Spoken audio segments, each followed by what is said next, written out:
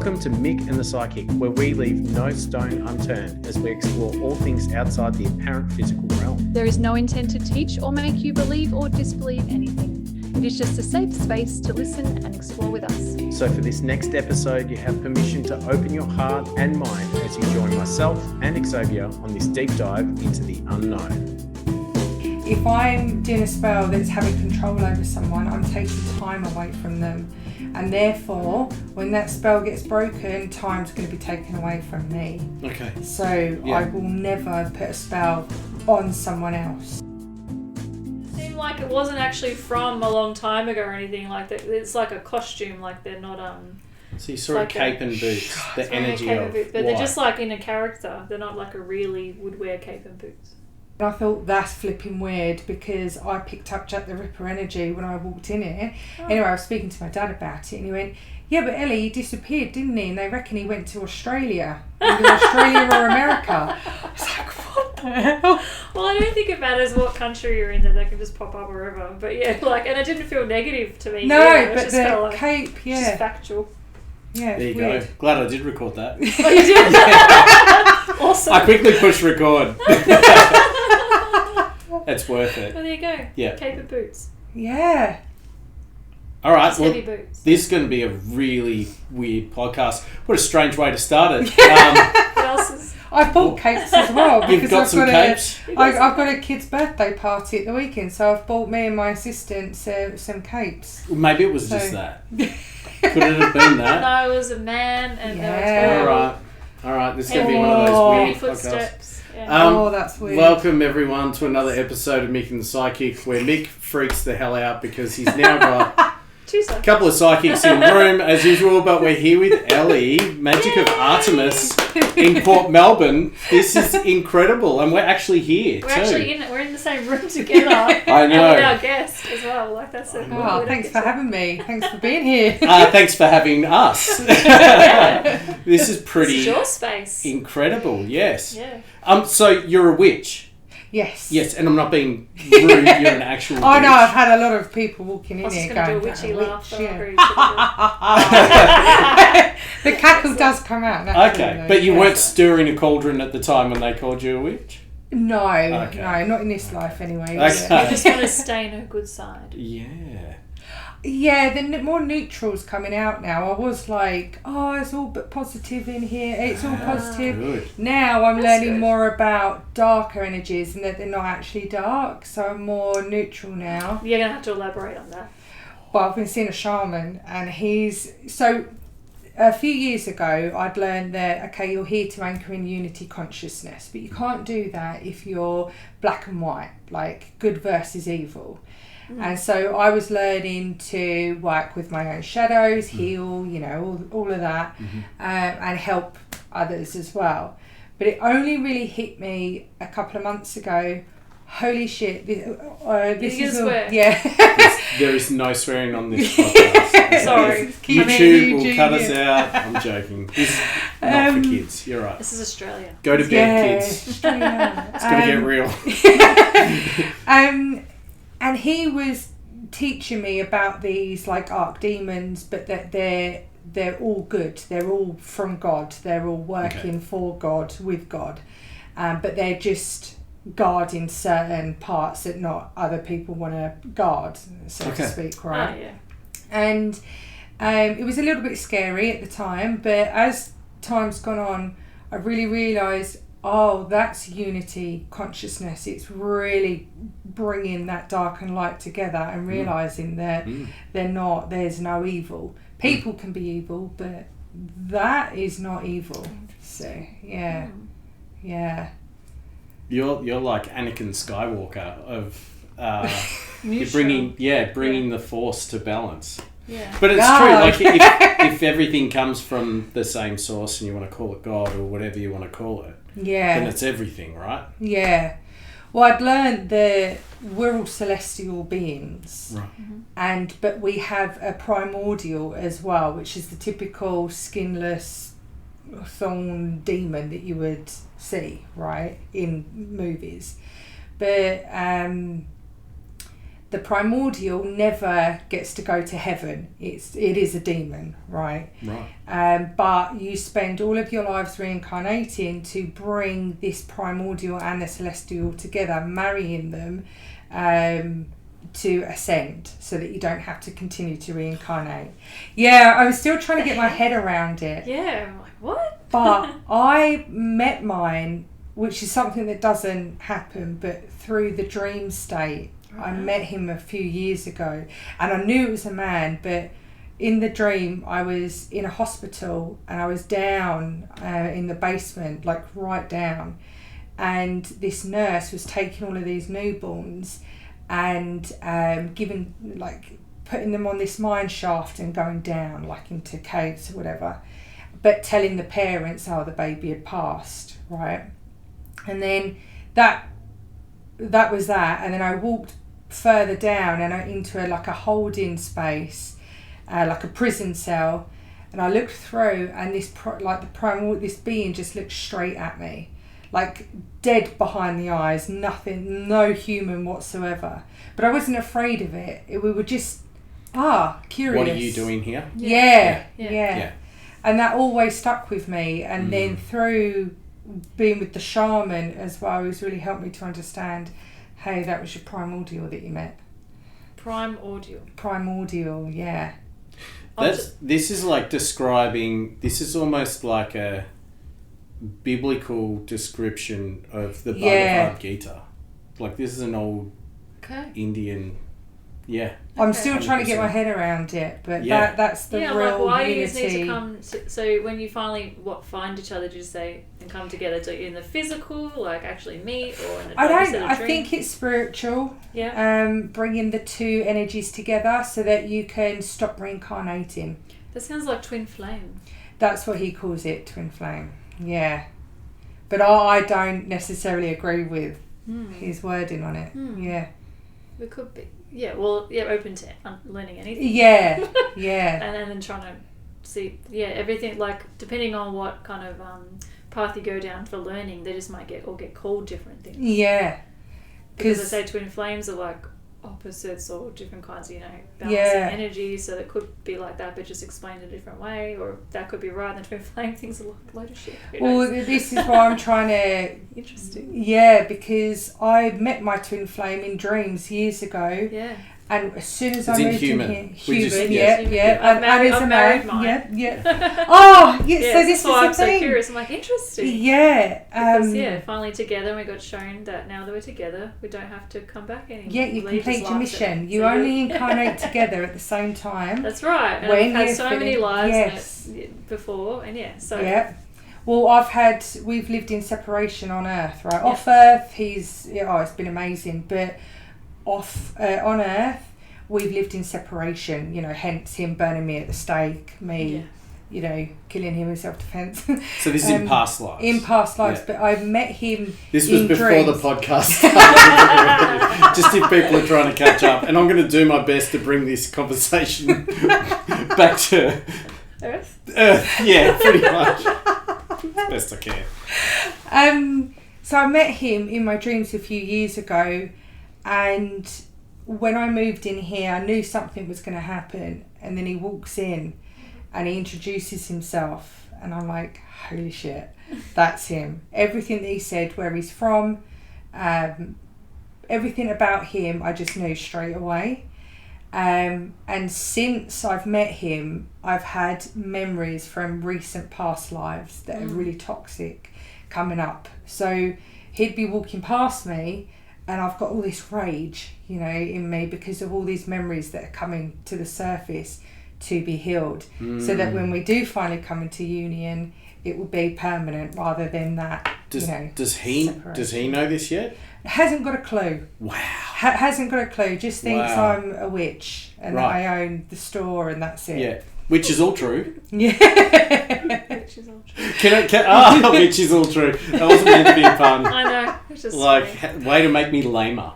Don't need any help. Yeah, exactly. That's what I mean. Can we go to this the witch thing? Because can we maybe just start with the store and the business Yes, Magick we of jumped Artemis. ahead. Yeah. Oh, look, we started halfway through a crazy story, so our listeners are used to this. Yes. Magick of Artemis. That's the name of the birth? business. Yeah. Yeah. So what is that? Who is Well, that? most people know Artemis, goddess of the hunt, protector of women and children, and very independent on her own. She came to me her energy came to me a few years ago, and I just started seeing a lot of resemblance between her and what I am, what I embody, or who I am and her. Yeah. And so that's kind of come together over the years. And last year I got in my head that I can't do anything else apart from having a shop now. I was hiring studios, doing healings out of. They were not my energy, and I just got over it, you know. Yeah. And you get the same feeling, like, it's having your own space. Yes, yeah. And last October with these eclipses, something insane happened, and I was able to look at getting a shop. But I only had a little bit of money saved up, right? Not a lot at all. It was actually quite silly, really, thinking about it, of just going all in, you know. But I thought, that's it, I want my own space, I want all of my own product, and it's got to be something connected to Artemis. And magic with the K represents to remove the illusion. So magic, normalcy is the illusion, whereas magic with the K is to remove the illusion. So that's amazing. That's the truth. I had learned that and forgotten about it. Yeah. Wow. So it's arcane, but it's true magic. And so that's why I wanted to have it in her name. But Magick of Artemis came to me through dreams. It was all information that was coming through, and I'd wake up and I'd be like, oh, Magick of Artemis, that's what I'm going to call the shop. And I started looking around at shops, couldn't find any. I was looking on Chapel Street, didn't like the energies, way too expensive. Yeah. I was in Elstonwick,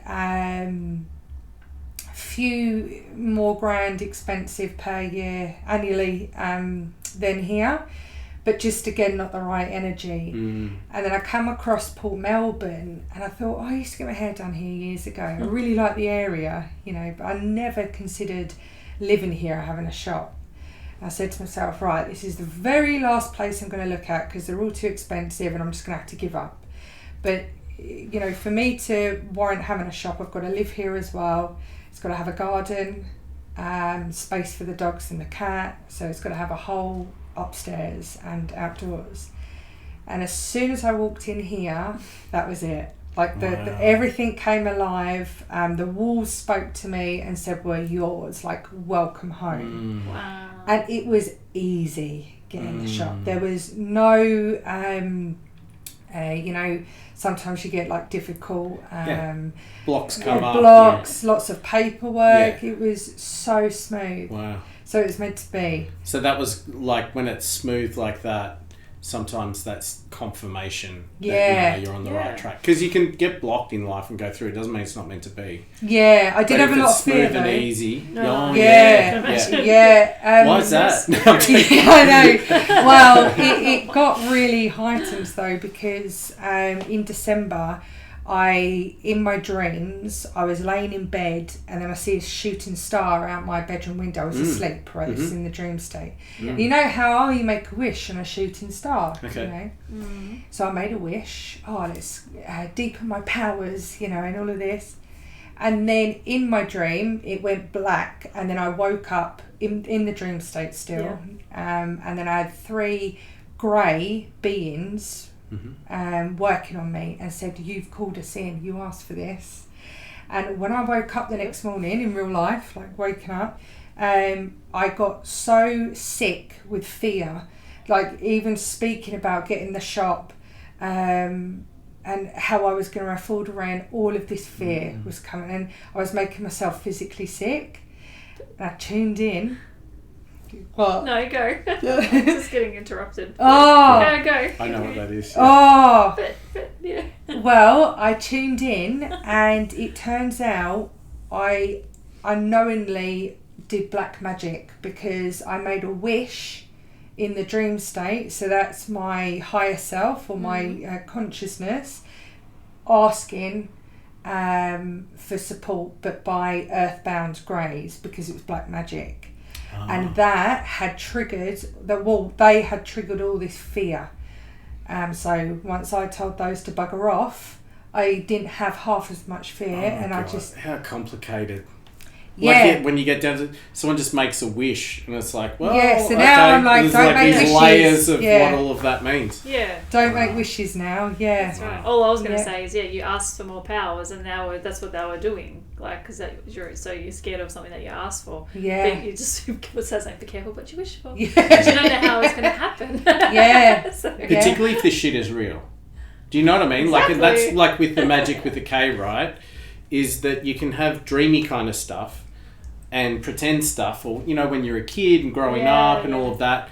But when things get real, it's one of those things where I think if you're not afraid, it's probably not real. Yeah. Yeah. Like if you're not really challenged on a deep level, then maybe it is your imagination.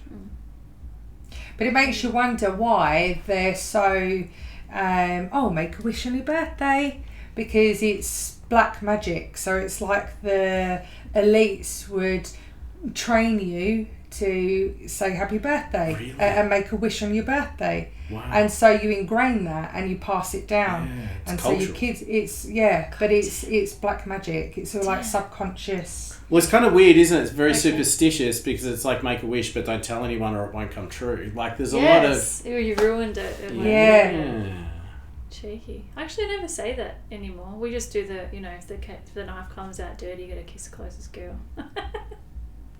What is it? This might be an Australian if the thing. knife comes out dirty from cutting the cake, or if it some people say, or if it touches the bottom, please watching this, agree or disagree. Then you have to kiss the nearest girl, which sounds really bad, but yeah. So we always joke about in our family, like someone will, like mum will come up close, or if their sister's next to them, if it's a boy, whatever, they'll just like move away because like, oh crap. Or you'd usher the creepy uncle out of the room. Do you know what I mean? No, it's the birthday we don't trust person. Uncle Bill. That's the He's birthday got to go out. That's the nearest girl. Uncle Not Bill the needs to be random out of the creepy room. uncle. Okay. Yeah. It's a creepy uncle's We all birthday, know then everybody just... Yeah. No one sings happy birthday. No, you just don't give him the knife. We'll cut the cake. Check. Wow, yeah. I didn't actually think of that with the elites and the birthday wish being... Everyone's... You just ruined everybody's... Yeah, like, sorry. Now I'm always like, just set an intention instead. That's what would you nice. like to happen, and Which is ask like for a it in your wish, mind. and share it. Yeah, Maybe. yeah. What your intention is. Yeah. Screw the tradition, do it. I like it different. I like it. But that's how Magick of Artemis came about. Okay. Wow. And you're proving it too now with the magic part, where it's like taking out kind of the myth behind stuff and then going into what's real. I think that's what's tricky as well, because you can do a lot of smoke and mirror stuff. And we do hypnosis, like obviously, and you can do suggestions and all sorts of things with hypnosis. But that sort of thing lasts a certain period of time. When you do it for real, you're exploring something on a deeper level in an altered state of consciousness. It takes some guts to do something that's real, because you don't know what's going to happen then. Same sort of thing with this is if you're doing real magic, and if you're really being honest about going, okay, light and dark, well, I've got to be both. Yeah. Well, if that's real, like, of course, that's tricky, because now you're uncomfortably have to say that darkness, like, there is no darkness without light. There's no light without darkness. Darkness is important. That's scary. Like, people want a witch to be like, oh no, I'm a white witch. I'm good. Everything's good. Oh, I've never And you're hexed like, anyone, no. so I don't know for it's going to come back to bite me, But That's right, yeah. That's the same with any... That's like a fractal way the universe works. That's not just magic. That's anything. Any kind of energy you put out, expect it to come back. Yeah. It doesn't have to be a spell. Yeah. Well, I've had women coming in here. I don't attract a lot of men into the store. They're quite afraid of it. Yeah. Okay, me. I do for the healings, but not for the magic. For but the feelings. yeah. That's good. There's a story about that as well, healing the masculine. But I'm still, I love the eye roll. We get it. Should I leave? No, I get it too. It's okay. I've had women coming in here asking for spells to put on mother-in-laws, to put on to put on men to make them fall in love with them. So if you're neutral, do you do that? No, I'm like, have you not watched any horror movies? Don't do it. Never turns out well ever. Not one movie. They want hipsters and stuff. I've said, but the thing is as well, it won't just come back to bite them in the arse. I'm the one that's created it, and there is a lot of power behind spells. Right. And if I'm doing a spell that's having control over someone, I'm taking time away from them, and therefore, when that spell gets broken, time's going to be taken away from me. Okay. So I will never put a spell on someone else. I've got love magic there, but that's to become a magnet. I was going to say, is that for yourself? It's the other way around. To attract the It's not pulling someone person in, it's helping you so put you something out there. And so then they'll notice you more. Or the right energy that matches yours might. Magnetize. Yeah. So I just want to go back to the light and dark thing within people.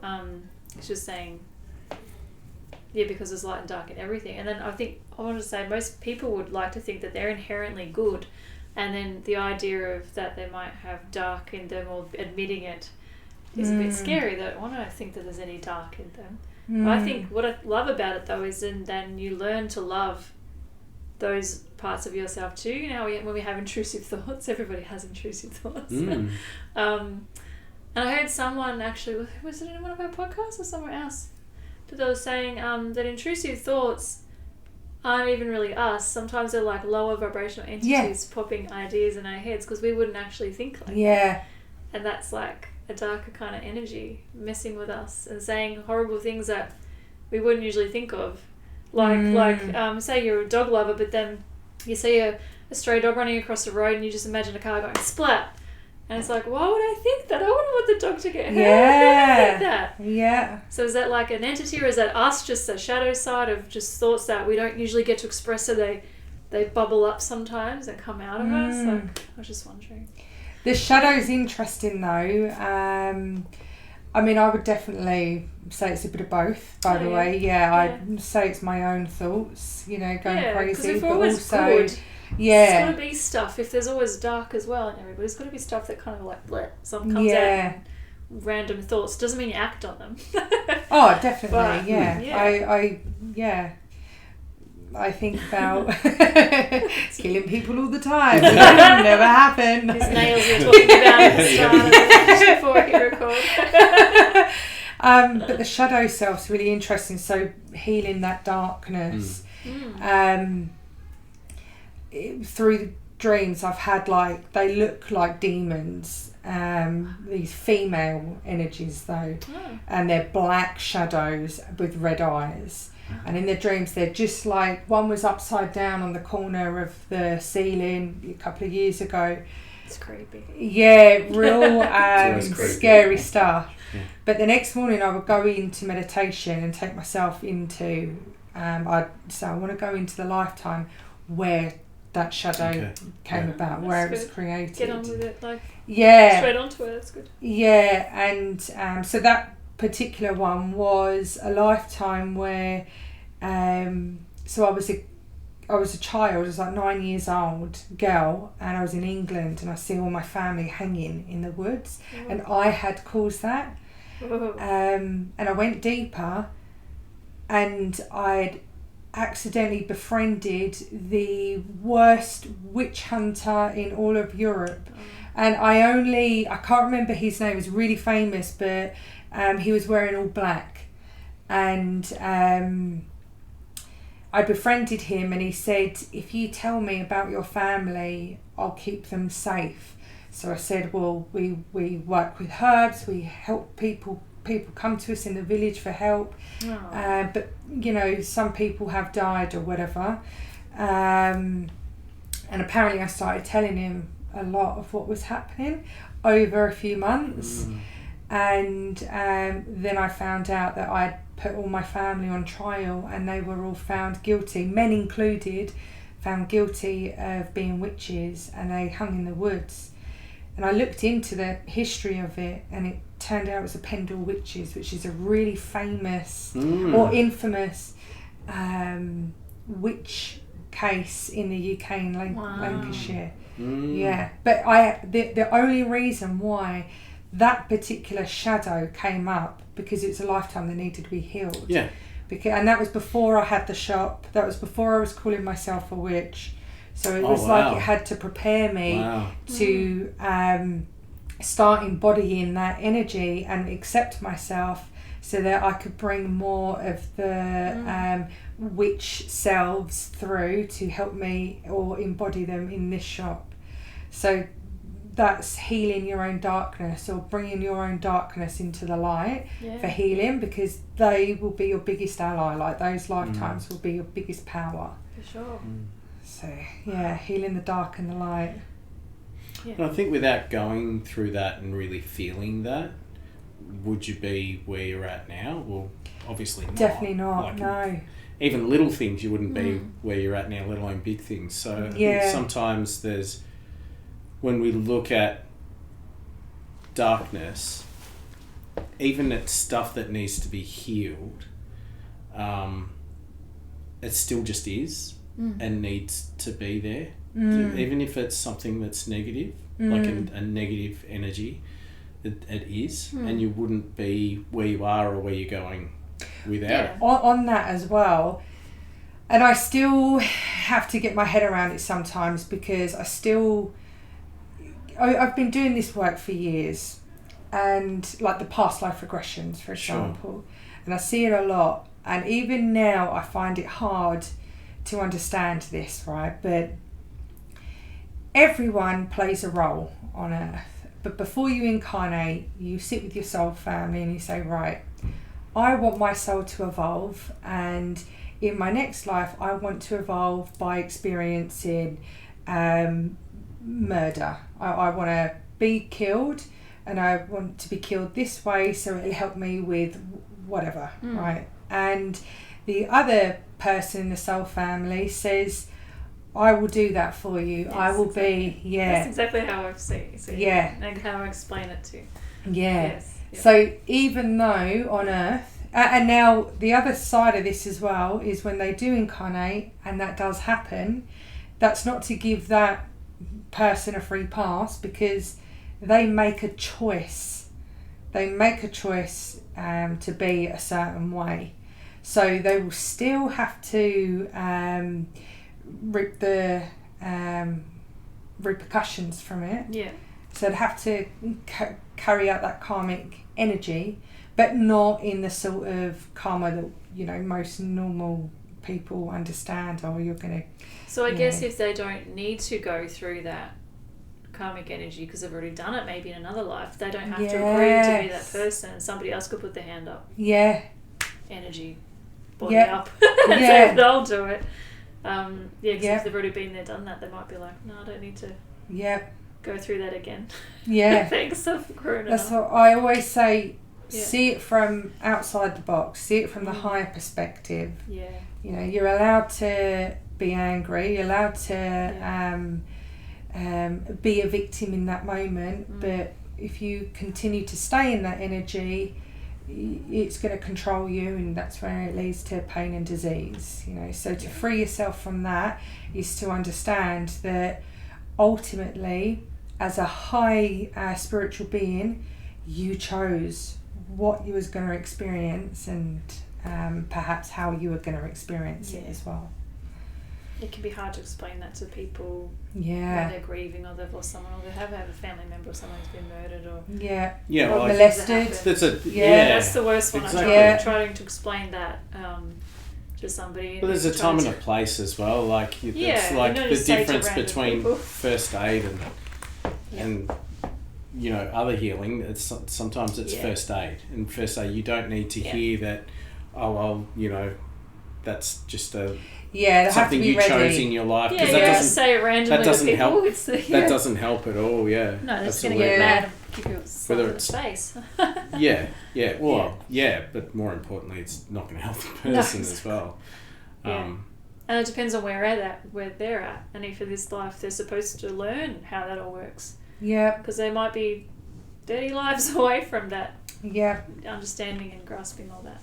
That's how I see it. I think there's a level to this as well where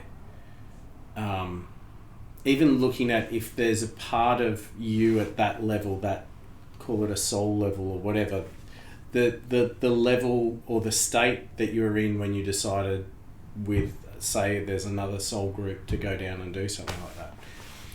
Like if that needs to evolve and there's evolution there, then that's not it either.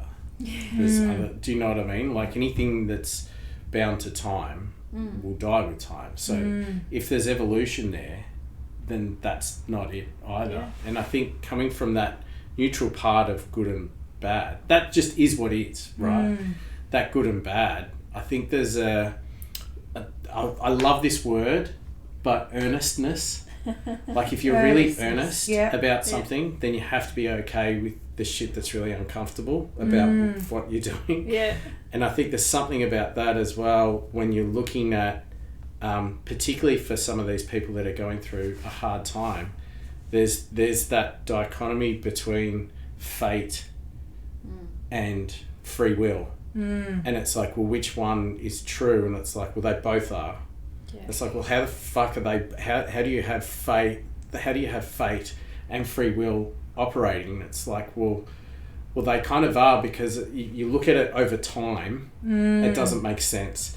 But if you look at it in the moment, which is always dynamic, like if something's meant to happen, and you're consciously aware of that happening, and now you have choice.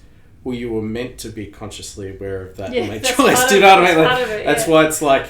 It's like what does green taste like? It's a shit question. It doesn't make sense, you know.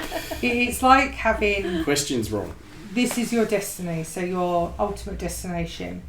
But these are all the different paths. There. Yeah, how you get there. Every time I think of something, she says it exactly how I think of it. It's really weird.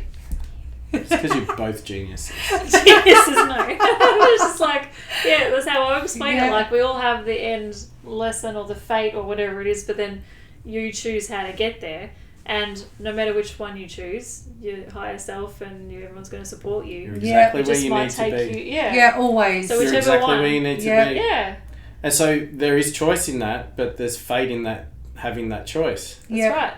And I reckon when you choose, say, this path, the other windy road like still gets created anyway. Like all the different, every time you make a decision, it's spitting off to all the different versions anyway. So you're learning all of them at the same time anyway. Like we're just creating. I think what people have problem with. I think what people have problem with is like responsibility. Then. Yeah. So it's like, oh, if everything's meant to be, there's no responsibility. But that's what I mean. But it's all responsibility. Yeah, you have to. So it's the opposite. If you choose to murder someone, you don't have responsibility of the outcome of fate. You don't. Yeah. But you have the responsibility of now. Yeah. All of the responsibility of now. So it's like, I think that's maybe where people get a bit funny, is like, oh, where's the responsibility? And it's like, no, it's all your responsibility. Just the outcome isn't. Yep. So which is what dis-ease. There's no ease with like being accepting life. Yeah. I'm speaking of deceased. I'm going straight up into my spaceship once I'm done, and I'm going to observe Earth in my next life. Is that? Oh, excellent. I've decided. Yeah, I'm done. Yeah, I'm happy to watch. Yeah. I want to help, be on the council or something and just help other people decide, what kind of life for their lessons. And if I'm taking a holiday. Yeah, this might be a good idea. Up to you though. It's your choice. Yeah. You're already doing that now. Yeah, at the same time probably. Yeah. You're just experiencing this at the time. I just don't know that I'm here. I don't want to be here and be aware of it. But I love Earth. They're people half the time, No, we'll just be animals and a couple of people. Yeah. Great. But love you. But speaking of being here now, I've also recently learned that our past lives, so our spirit guides are us from different realms and past lives, but ultimately they're all us. Yes. But our higher self is us in the future. So I'm coming into this now, and I already kind of knew it, but thinking of how my past selves would be looking and calling on their higher self, which is me now, and I'm helping them, and it's like it's got That's this a good way to look at it. Yeah. I kind of think it's all just happening at the same time. Yeah, our higher self is us from the future, but really it's all on top of one another. Like I say past lives, but now I don't even think that they're in the past. I think they're all just happening at exactly the same time. Exactly the same time. That's why we're able to tap into them, and whatever we heal from them is helping us in the present as well, and it can change the future. Yeah. So we create our reality. Yes, exactly. That's presuming that any of this is actually happening. Yes, I was just thinking. Are we even here right now? Depends who you're asking. No such thing as time. Depends who you're asking. If you're asking the three humans sitting here, then yes, this is absolutely here. This is absolutely happening because we're perceiving it as happening. I feel like people watching would just be like, oh, they tuned out. That's fine. This is just us now. what are they talking about? Can I ask just around the whole magic bit? Because it's very much a female energy with Magick of Artemis. Yeah. But that's like a magic thing anyway. It's a very female feminine thing. In particular, it's the Italian witchcraft that seems to be coming to me. Right. Not that I'm naturally drawn to it, but it's just always there. Like when I put on music, it's Italian witchcraft, and it's just the Aradea and all of this witchcraft that is coming to me is all Italian. It's all like Italian heritage. Interesting. And you'll see the Strega bottles of liqueur up there, which is witch in Italian. And it was made by a witch in the 1800s. Oh, wow. Cool. Yeah. Wow. Actually, that drink, I had a shot of it because it came to me, in meditation, had a shot of it, and then that night I got shown in my dreams the star anise. That's one of the ingredients, and that was helping me to travel through portals. So then I created a tea that helps people to travel through portals, with the star anise being the main ingredient. Yeah, so all of the products in the store have come to me through the dream state. It's not been, so dreaming is your thing, like that's where my gifts are. Do you record stuff as soon as you wake up, or do you write it down? I used to. I could. Or do you remember? I remember them. I remember dreams from years ago. I remember them all the time. Cool. Yeah, unless they're the boring ones that tell me what emotions I'm clearing and all of that. I just like to remember a dream. I'm really shit at that. But you can connect. Like my ego is so strong. It doesn't help. As soon as I open my eyes, it's gone. Yeah, it's not important then. I'm very busy in my dreams. I know I'm off doing things. Yeah, you wake up I know exhausted. I am. Exactly. I know how busy I am. I just don't remember. I'm like, it'd be nice just to know, but maybe it's just too much. Like, I love it, but I love it. I'm learning what I did because I just so too busy. I'll never function. I'll never take my stepson to school because I'll be too busy going, oh, that was cool. Is that the story of Sleeping Beauty, where it's like, I've got too much shit to do in this other realm? She was just busy, and then some arsehole comes and kisses her and wakes her up, and she's like, do you have any idea how many eons you just messed up just then? I'd be so angry if I was in the middle of something really magical in my dream, and then some arsehole woke me up. Because he wanted a kiss.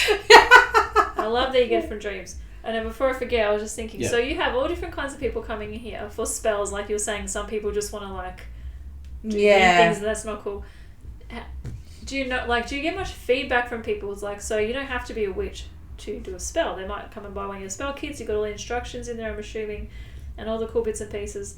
Do you ever hear about how anything went and if it worked for someone who's never done it before? Like, Are they getting in the space and doing the ritual and doing it properly, and is it still working for them? Or Yep, so the spell, the power, I've already put into it. Ooh. So they're really just recreating it, but the energy's already there. And the money one I always sell out of. I've got none up there at the moment, but I had someone came in and her name's Madeline. She owns a dental surgery in Hawthorne, and she was having a lot of issues money-wise. like me, first sort of, shop premises. Yeah. And she got the money spell kit, and she came into me after she'd done it, and she said, Ellie, I've been struggling to sell my investment property. It's causing me so much aggro, and I got an offer a while ago and I accepted it. It was a low ball offer, but I was desperate. I did your spell, and overnight my realtor called me and said, someone's made you another offer at $70,000 more. And she was like, it was that bloody spell has made me 70 grand. Wow. Right? Of course. I had a woman who... you need to do commission from these spells. Yeah, I know, yeah. It's like, the spell is free. She'll never get the feedback. The spell is free. Yeah, It's 7%. 7% could, good point. I had a... have you seen the that. shark I'm an fin? idiot. Have you seen the shark fin I know. building, the apartment block out the back? No. Oh, you'll see it when you leave. Yeah. I had a woman in there whose daughter has gone into real estate, and it's commission based only, and she's only a young lass. And the mum said she's nervous, she's not making any money. So I gave her the money spell, and she said, Ellie, she came in about 2 weeks later and said, Ellie, I gave her the spell, and she sold her first property and had a $20,000 commission. Wow. What's that? Yes. Wow. How good is that? Yeah. And I had to do a banishing spell for a woman that was having a lot of poltergeist activity around the back. She came in and she said the dog's calm, everything's really sort of nice in the house now. So you've been getting some feedback. Yeah. I like it. When you moved in here, yeah. there were already some residents in Yes. the building. Yeah. Can you talk about that? So this is what I wanted to have a bit of Yes. clarity on, because from what I've picked up, they're Greek, husband and wife, but it's like a grandmother energy. Okay, we're talking about spirits. Like she didn't move in, and that's still a fish and chip shop. Yes. I was just thinking about a fish and chip shop. Racist. Oh. But the best fish and chip No, shops are It's the Greek. best fish and chip shop They're growing Greek. up. It was Still like racist. Greek people. I don't care. It's Oh. not racist. It's Still just factual. It's Greek energy in this building. That's why I've been accepted here by the Opa. spirits, because Artemis is obviously a Greek goddess. Yasu. Tikani. That's still the best bit. There's no anyway. That's a whole nother podcast. I could whinge about that for ages. Well, from my understanding, we've got Prodding at you. we've got George, and Beth is another name there I picked up on, but George is the Greek. He has one of those Baker's camp. Yeah, and he likes this chair. Okay. So it has to be here in the corner, Okay. because that's his chair. Sorry for moving your chair. No. This is, they really like a busy environment. Okay. They love it when it's Welcome to the being show. used, you know. And so those two are here, and then I've got a teenage boy, but he's not anything to do with George and his wife, who I believe is Beth.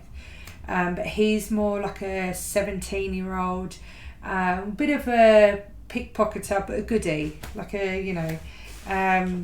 and he likes to stand there and observe. I don't get a lot of energy down there. What I do get is my witch past lives coming through over there. So I've got a witch that was with me. I haven't picked her up for a few days. Gina. Of all the names, who liked the chair down there to observe people coming in. Is it near the money spells? Is it Gina Reinhardt? Still alive. She's still around. I thought you were just calling her a witch. I thought she was actually there. Oh, okay. I think she does great things for women's sport. But anyway. I don't know too much about her. About. Netball, football. Didn't she buy? Yeah, she's good. Okay.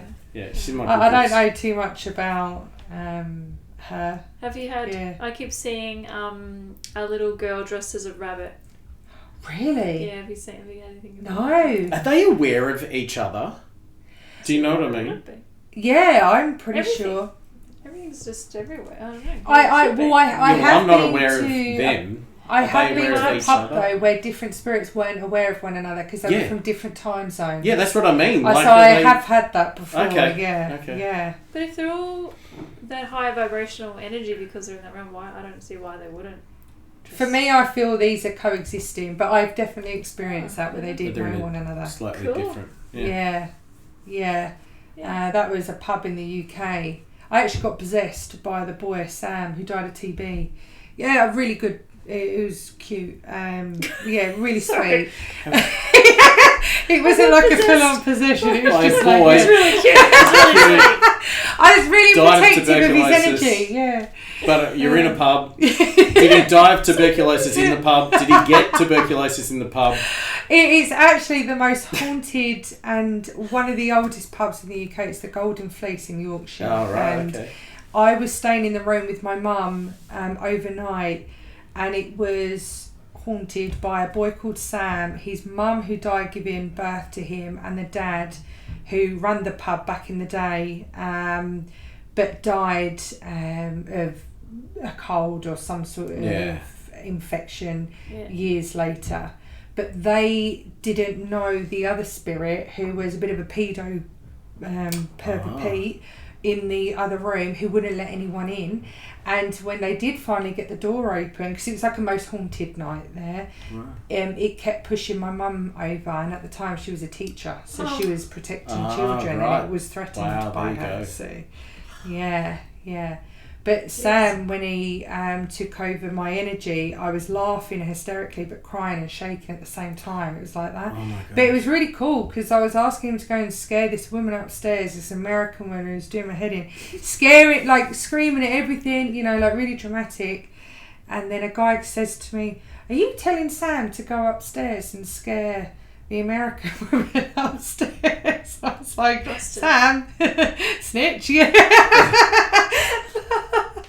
But yeah, so it's this kind of stuff's always been there. Yeah. But it's only been since I arrived in Australia that everything's sort of come back online. So yeah. But those are the spirits that I pick up. Yeah, the one I mentioned first, so we were that one. I just said I saw, it was like a man, it was a very tall man, heavy kind of footsteps, wearing boots, and I saw a cape like off his shoulders at the back, and then you freaked out. Yeah, well, when I first, we were saying before, when I first looked at the shop and everything came alive and said, "We're yours," I was shown out the corridor going to the customer toilet, and I just had Jack the Ripper come into my head, like just, Jack the Ripper. But I didn't feel threatened, there was no negative energy, it was just, that came up. And then a couple of months ago I had a young girl in here for past life regression, and she, Australian girl, has no idea about English history, and she said, "I'm one of Jack the Ripper's victims. I'm his third victim, and my name's Mary." And so I started freaking out a bit, not to her, but in my mind I was like, "Whoa, this is weird." And I still get connect with him. Maybe it brought his energy, but it doesn't feel like a negative. No, it doesn't. It doesn't feel negative at all. Yeah. But I went and shared the story to my dad after, who's full on London history, English history, and he said, "Well, Jack the Ripper disappeared, and they reckon that he fled to Australia. So there could have been a time where he walked in here at some point, because this building's been around since 1850, I think it was built. I did the history. What did it used to be? It's predominantly Greek owners, and it's been toy stores, tobacco store, a tobacco and convenience store, like a sweet shop, lolly shop. Could be the kid in the pink dress as a pink rabbit. Yeah, looking for lollies. But there was a husband Maybe and that's wife. why she's still here. She choked on one. So there's my... Oh. Sorry, intrusive. Intrusive thought just popped. There's the darkness. I'm sorry, honey, that you had to hear that. Close your ears. Are we working on this now, or? But there was a husband and a wife that lived here for over 20 years. So I believe the couple could be them, because they would have had a fondness, a real connection to the shop. Mm. Yeah. So do you know if Mary was definitely the third victim? Do we know? Yes. Yeah, I researched it, yeah. Oh, really? Wow, yeah. Okay. There were two Marys. The first victim, actually there were 2 Marys. I think it was the 1st and the 5th victim, but this girl said that she was the 3rd because she can only see 2 victims before her, and one of them was hiding behind him, like it was almost like because of the regression. Okay. Yeah. Wow, that's cool.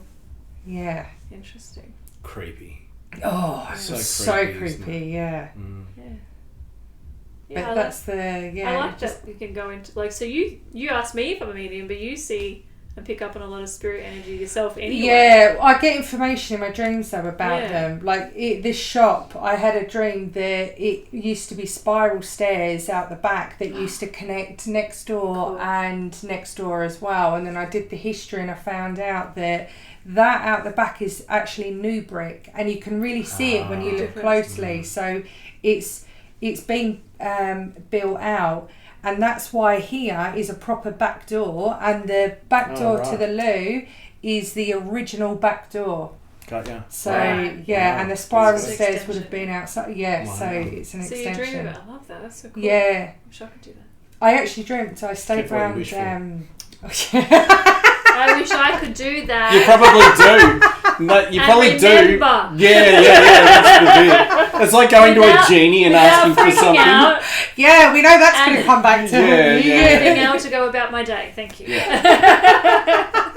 I was actually around my sister's house once, and she didn't tell me about the history on the place, and I slept downstairs on the sofa, and I had a dream that this man, he reminded me of, have you seen the movie Up? Yes. Yeah, oh my God, so sweet. Exactly like him. I know. Oh, he's just a really Please. sweet man that lost his wife, right? And it's real sad, but warm hearted movie. And he was showing me photos of her and said that she died quite a while before him. And then he showed me a coffin, and it was his dog that died, and it was a puppy, and it was a black dog, right? And buried the dog in the garden. Anyway, I woke up in the morning, I was like, Molly, there is a man here, a spirit, and he was showing me pictures of his wife, and he buried the dog in the garden. And Molly was like, phoned up my brother and said, have you told Ellie about the history in this place? Oh, And wow. Josh was So like, it was, Yeah, and she said, I bought the house off of the daughters because they'd lost their dad here. And I was like, well, he's here and he likes the kids, like, in a nice way. That's and I said, cool. he's buried the dog in the garden. And Molly was like, well, I don't know about that. Got back to Australia, and she said, you never guess what Marge, her dog, has done? Dug up dog bones. Yeah. Wow. Yeah, so the dreams. But that was activated from a client as well. I never used to have them, but about 5 or 6 years ago, I had a normal past life regression. And from that moment on, I could remember the dreams. So all the work you do on others, it's like this exchange of energy you're also receiving. It's interesting. So in sessions I have with clients that are in altered states of consciousness, there's a whole lot of stuff that happens two ways sometimes. Yeah. And when there's messages from other beings or other things that are happening, often they don't even remember that bit. Yeah. Very weird. But there's stuff that comes from that as well. It's almost like going into altered states of consciousness, you're connecting to another part that's already there. That's always there. It's not like you're going anywhere. Yeah. That's happened to me with clients. Like, I haven't learned, like, some people do courses and things to learn different modalities, but then I've had plenty of times when I've had a client and I'm working on them doing stuff, and then I just get shown something new, and then all of a sudden I can do that thing, or it comes up all the time. Cheat code. I know. Yeah. Got the cheat code. Just Downloads. I'm like, well, sometimes people say, where'd you learn that? I said, I just downloaded it. And I think I'm in on the internet. Yeah, I know. That's why I say everything came online when I got here. Yeah, that's right. We do. We've got terrible Wi-Fi here. So I don't know how it all came online. Different kind of download. And then just comes to you. And then what happens though when I'm like, oh, is that a thing? Then someone will lend me a book. Yeah. Or tell me a story, or hear something, and it's confirming that exact thing. Yeah. And I'm like, okay, Yeah. thank you for the Yeah. confirmation that I didn't just make that up, and it's like that was what used to happen in my early days when I wasn't always sure what I'm picking up is like. I'm like, is that a thing? I didn't know. In the past life regressions, I started changing the memory, changing the scene, and bringing the people together for healing to help them in their present life. Nice. But that's called quantum consciousness healing, which is not your typical QHHT session. Gotcha. Yeah, And then that's when I developed my own technique, and that's what I teach. But I always encourage people to bring their own skills into it, or whatever their intuition tells them to do in the session. Add to it, because people will be coming to them for something that they have that no one else has. And if you do everything by the book, then you're not using your intuition. You miss it. Yeah. I like that. So because when I do a past lives for people, I don't do as we were talking about before. Our followers know I don't do regression. I just do the past life for them. But you could, instead of me going, okay, I want to heal and clear this stuff, so it's not affecting them now, we could just change it. Change the outcome or change something in it. So if you wanted to get creative, now it's going to happen now because we're talking about it. I'm like, ooh, I can see that happening. So you could change it to the outcome that they want. And I can ask them, because they're always children, just similar kind of thing, but they're not in the regression themselves. But sometimes when I'm doing it, I must admit they see what I'm talking about anyway. Yeah. So much similar. That just crosses over, but well, that's where Same shit, forgiveness different comes. bucket. Lovely analogy. It's easier to forgive It's a as spiritual. well. Sorry, I'm trying not to use spiritual terms. I'm trying to dumb it down. But you're saying altered states of consciousness. For me, that is like. But it's what we do. But for me, that's what a dream state is as well. Yeah. Yep. That's how we started this podcast. Was just talking about. I think the first episode was talking about what I do with past lives, what you do, and then we realised we're talking going, it's actually really similar. Yes, Just different. Same, but different. Yeah. Yeah. It's easier to forgive though when you change the memory, because you ask that perpetrator's higher self to come forward, okay, why did you do this to so and so? And then the higher self answers, so it's the evolved, the higher awareness. Would you get annoyed if they go, through. because they asked me to?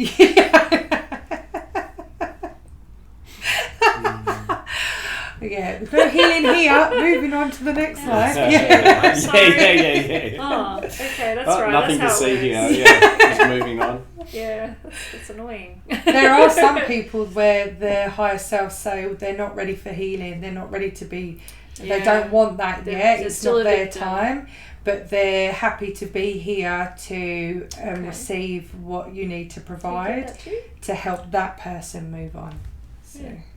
I've completely changed how I work, because often when I have an idea as a therapist, so I was a therapist for 11 years, so it's hard to take that therapy it would be part out of the it. brain out of it, And I found the more I got out of the way, the more what that person came for they get. And it's not often 50-50, not what they came for, what they thought they came for. Yes. And so for me to put in, okay, you need this and we'll do this, it's kind of blinkers on, and like what you were saying, that it actually limits the opportunity of what the person needs to experience or heal from, or whatever it is.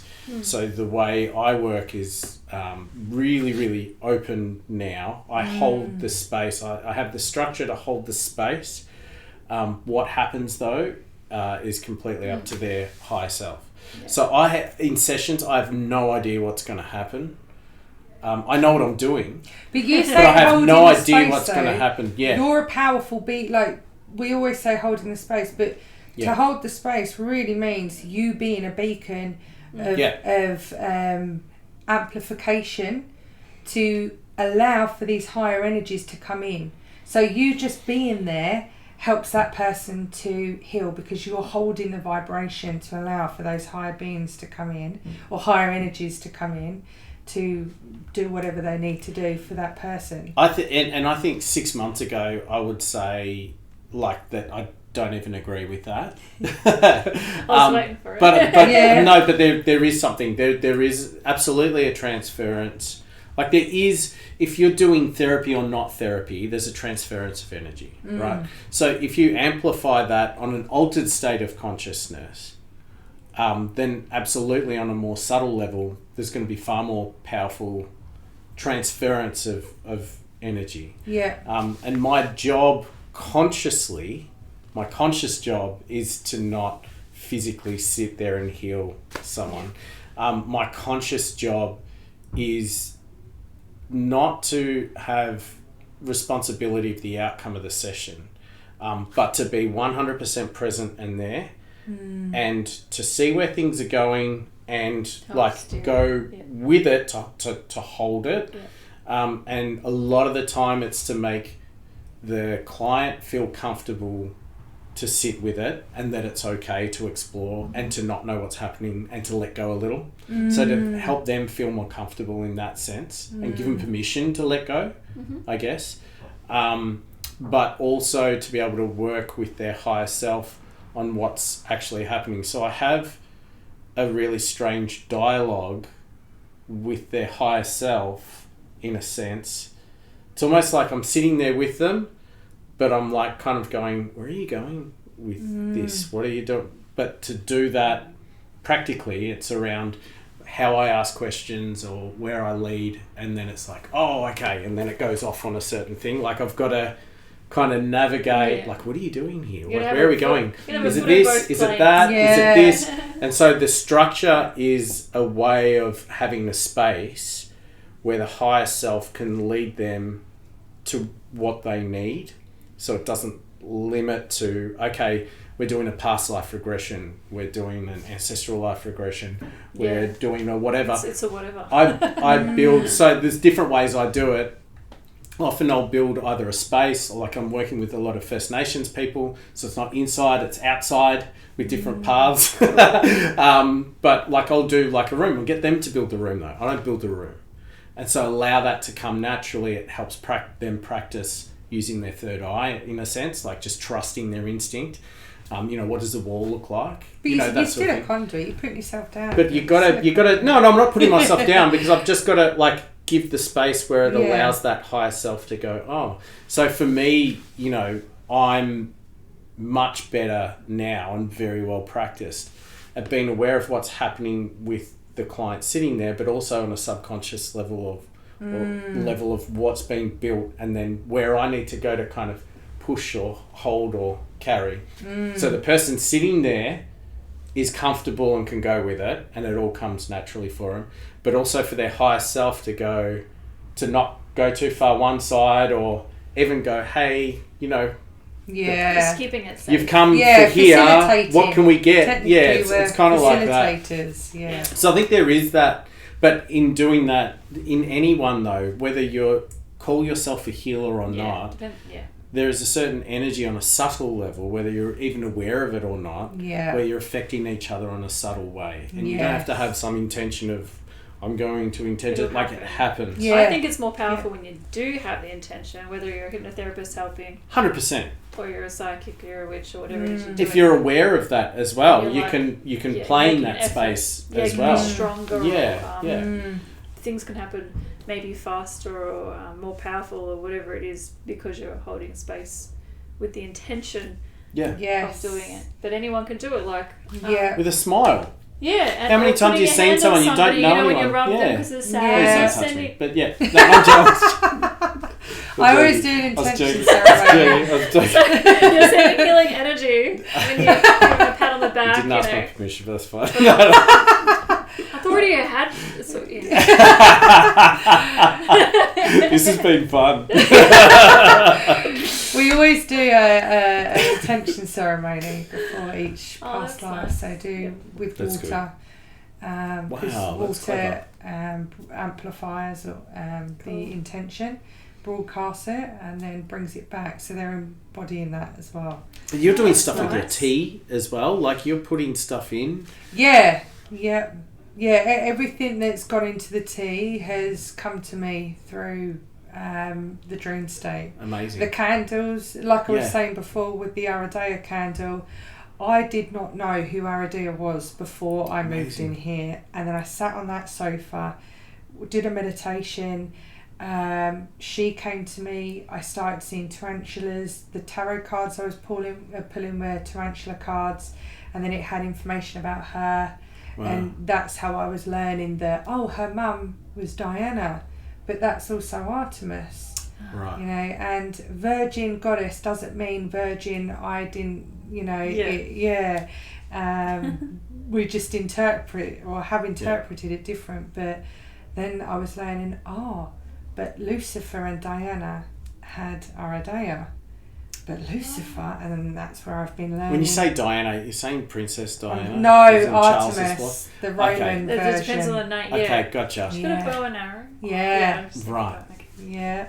Yeah. I didn't know. Like we crossed dimensions there for a second. Princess Diana was. I don't know. Just nodding my head, going, "Did we miss a bit?" Okay. Got you. Cool. So Aradea, is there a song called Aradea's?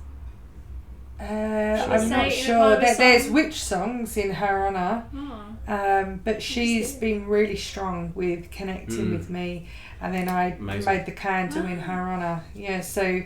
But even with the everything's candles, really intentional. Yes. To build. So I talk a lot about set and setting as to what kind of outcome you're going to get. Yeah.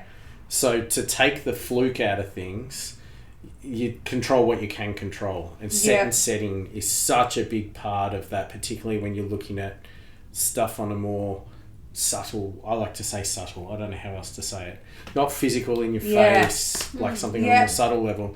If you can do set and setting, so a lot of what you're doing is very intentional set and setting for an outcome. So Artemis, or the energy of Artemis, said that this shop will be a school, and it will be a school for love, acceleration and growth. And every product that I make has to be made with love. If you're tired and it's 1 o'clock in the morning and you're stressed about getting candles out, they're never going to sell. Wow. Yeah. So you're the wasting energy time. will be on them. And it's desperation too if you're worried about like selling them in the first place or anything never like going to that. sell. Yeah. Every product in here has to be made with love, and the intention and the magic has to go into the product, and then so that the receiver will choose that and they'll receive the energy from it. So that's the real magic. So all of the products that I make has to have that in it, otherwise they're just your average Amazon product. You're not going to get anything from it. I love that. So if you run out of stock, you can just be like, everyone was pissing me off last week. There's no stock because there's no love. Or she's been next door at the pub all week and just hasn't got around to it. That's fine. But I've had to force myself to have 2 days off, because I was, when I first had the shop, I was working 7 days and I was tired and just burnt out. And I've only been here for a few months, but I've learned a lot. And that's why I keep getting reminded, acceleration, growth. You're going to learn fast what doesn't work. And for you, slow, intention, love, and that's where the magic is made. And slow but fast. So how do you do, like, so you've got this, I saw the spell kits out there. So say there's what's a popular one that sells a lot of? The money one. The money one. And the cord cutting. People want to cut cords. Right. So say you've got the money. So can you explain how you go about creating it before you like divvy it up into separate sets to sell in the shop? What's your process? All in the dreams, I'll start to get messages come through.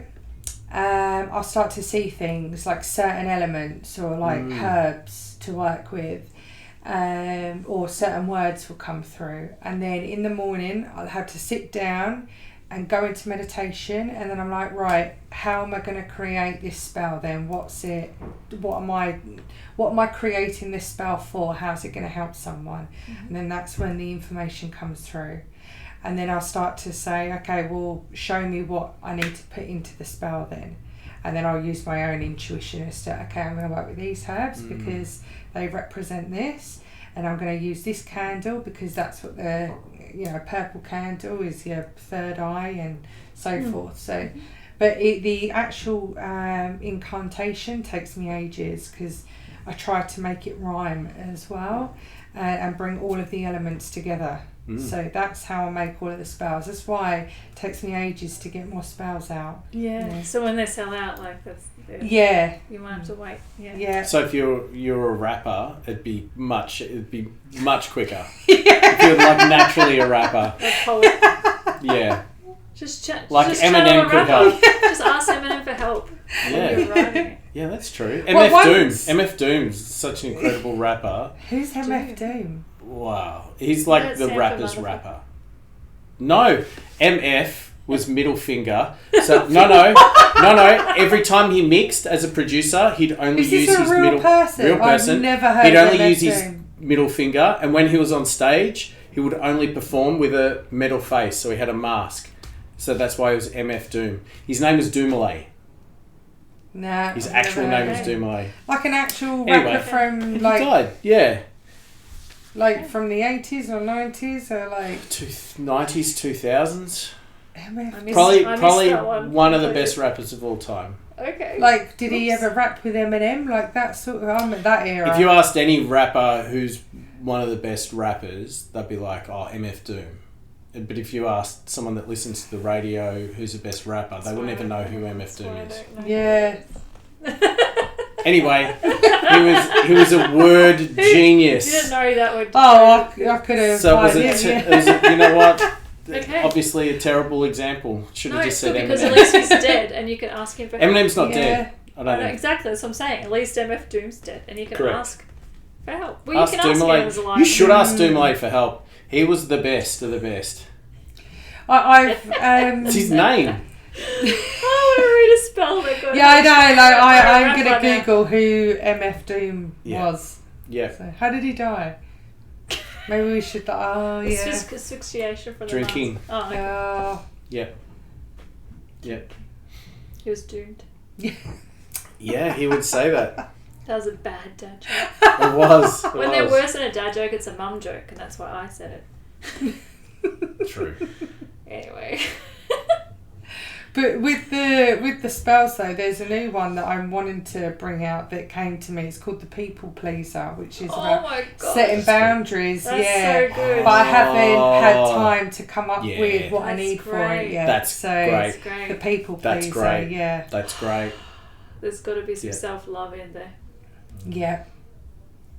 Well, some assertion energy, some real almost like a stubborn energy that wants to come forward. So more throat chakra activation. I think people who like to people please, it's like setting boundaries, isn't it? Like so they're not.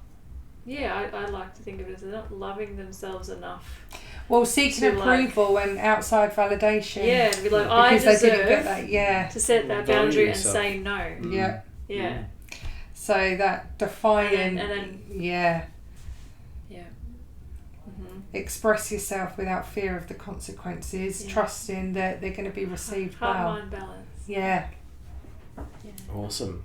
See, we're even at the start of a process of yes, how good is It's her spell. That's it's like a collab. I see a sign, you know. I see a collab coming on. Yeah. You keep, you've done that. That's all I ever do. Yeah. Like when you're thinking about things, you just automatically do the infinity. Yeah. Yeah. I used to be a people pleaser. I'm a reformed people pleaser. Same. Yeah.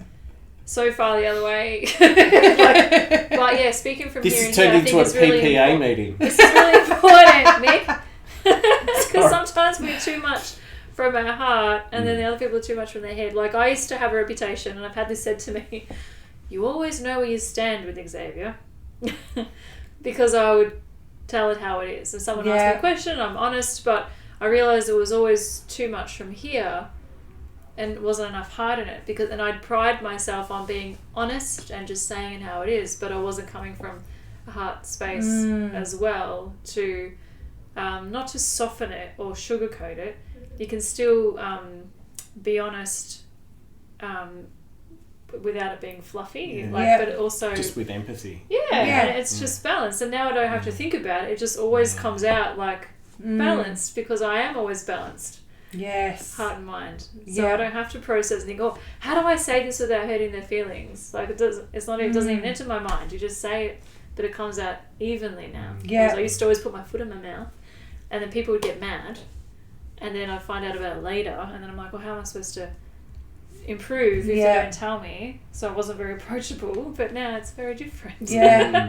Because of the balance. But you evolve as well, like we were saying earlier, the more people you work on, the more that you heal as well. Yes, so oh my gosh. it's always an exchange of energy. It's a selfish job. We're just working on ourselves along the way. Well, selfish is a funny word, because beforehand, being a people pleaser, you do right by everyone else. Like you put your own well-being down, you know, so you put other people on a pedestal, but that would cost you, you know. Well, that's more selfish. But you're told you need to do everything for everyone else first, because it's selfish to look after yourself. But energy work, you have to turn that on its head, because you can't help anyone else when you're depleted of energy yourself. So you've got to fill up your own cup first before you can help others, and that's not selfish. Yes. You know, this especially, it's true with I keep getting that with clients, mothers, especially of young children. I always joke to them, I said, you should be able to have your cup of tea or coffee in the morning and finish it. I can always pick the ones that reheat, you know, the ones that put the cuppa back in the microwave. Don't finish it, because they're always dealing with everything else. So if they're not bleeding from the eyeballs, they can wait. And you finish your damn coffee. You can't be a good parent if you just can't even have a minute to yourself. So that's what I said. If you're not bleeding from the eyeballs, go away. Just give me 5 minutes, and then I'm all yours. That awkward time when she was bleeding from the eyeballs. That one time, I was like, oh, sorry, you are. I'll be there. Like I'm on. I'll be there. Mouthful. That's when you just scull it and just go, all right. Well, you're already bleeding, so I'll finish my coffee. Oh gogness. I can't see the time, so I have no idea how long. This might be a two-parter. That's fine. Fantastic. I absolutely love it. But is there anything else you would like to share? Anything upcoming with your shop and? You do kids stuff. Yes. Oh, you do kids stuff. Yeah, crazy. Awesome. Well, a few years ago, I did a reading for myself. I was actually at Stonehenge in the UK. It's a real magical place. Oh my gosh! How do you know? You don't know how to Stonehenge? He knows. Sarcasm. Sorry. Do you know what though? I love the laughing. It's like really angry, but like the sharkers of the world, isn't it? Stonehenge. Yes. Yeah. I can't remember what one though, but it is definitely a chakra of the world. Moves. The what? There's one that moves, isn't that where Stone is? No, I don't know. Don't worry about it. I'll look it up later. I don't know, but near there is Glastonbury, and that's the Mary Magdalene and the Jesus, well, the Divine Masculine Energy come together. Yeah, that's really magical there. Cool. But I did a tarot reading. I pulled some cards for myself, and it said I'd be working with kids in time to come. I thought, I want to do a school for, you know, witches and wizards and turn them all into witches, you know. But and nothing. But the castle was expensive. Yeah, too expensive. But there is actually a school in the UK that is dedicated to psychic children and witches and wizards. Oh, right. It's an actual magic school with a K, an actual school. Oh, right, okay. Anyway, I did that for myself, and then fast forward, I get women, mums coming into the shop asking, oh, do you do spells for children and children's classes? And I was like, no, but I can, you know. And it's just as soon as I open the shop, I've already done a spell class for children. It was crazy. It was so much fun. I saw it on your Instagram. Oh my gosh, it was. I got carried away with the time though. It was mental, but the kids loved it. And I said we'd be doing blood sacrifices next time, but some of the parents quickly grabbed their kids. Run away. Well, that's when you need things to move on. If you need to go somewhere, it's like now. We didn't scare them all. Now, which one's going to be the sacrifice for today? And then they all leave me like, cool, I can pack up and go. Which kid did you not want to come? Yeah. You know what? There might be a couple of parents that go, you know what? Tommy's probably ready to go. But one of them liked it so much that her mum came in and asked me to throw a birthday party for them. So, wow. Yeah, she actually just behind the camera is her picture for me. I'm obviously the one in all black.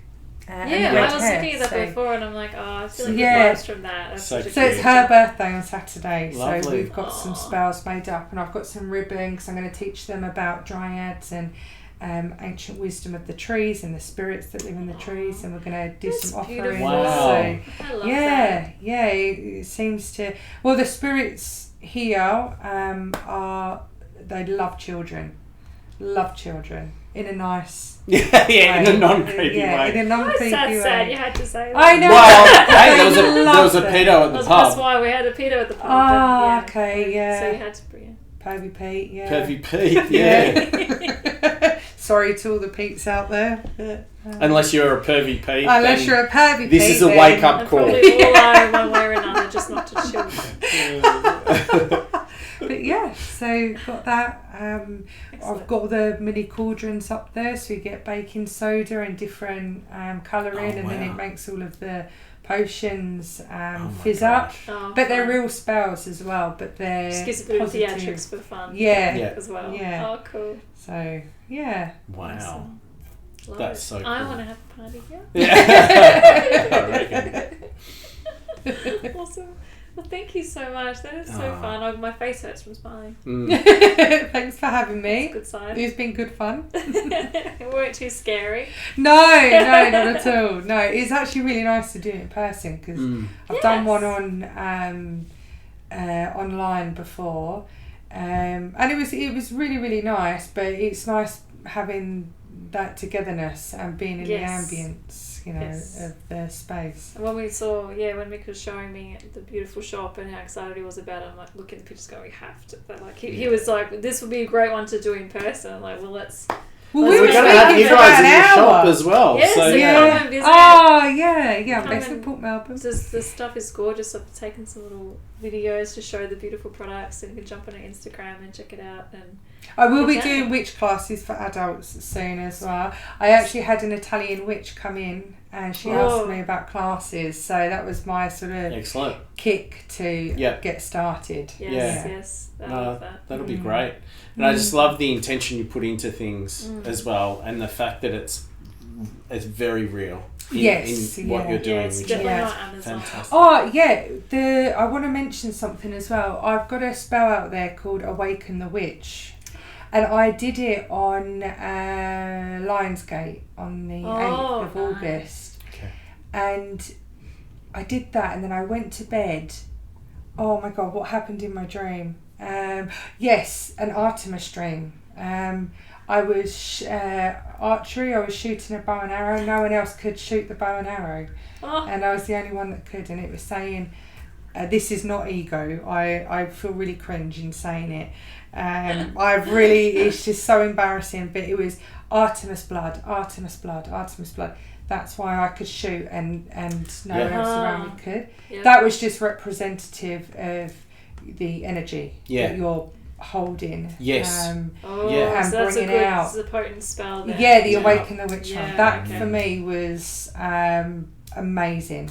I bet it was on the Lionsgate as well, so the energy universally was really potent. So when you wait for certain times of the month under different moons, it can make the spells more potent. Cool. Yeah. Oh, this sounds like another episode in the future. Yeah. It'll be great. Yeah. Awesome. All right. Awesome. Thank you, Ellie, so much. Thank This you. space is amazing. Thank you for having us, and we look forward to seeing you again. Thank you. Bye. Bye. That's it for another episode, but that doesn't have to be the end of the conversation. Feel free to leave your comments on our YouTube channel, or for those podcast listeners, you can email us at mickandthepsychic@gmail.com to leave your feedback or questions. I'm a certified hypnotherapist and timeline regression therapist. If you wish to contact me to explore the source of an issue you're facing, just book a session at hearnhypnosis.com.au and include the promo code MATP for 10% off. You can contact me on Insta and Facebook at hearnhypnosis. Check out my website at optimisticxavier.com.au if you feel you'd like to connect with me as a psychic medium, spiritual mentor, or intuitive coach. Include the promo code MATP for 10% discount. You can also find me on Insta, LinkedIn, and Facebook. We look forward to connecting with you again next time as we attempt to leave no stone unturned. Bye. All right, cool. I reckon that should be okay.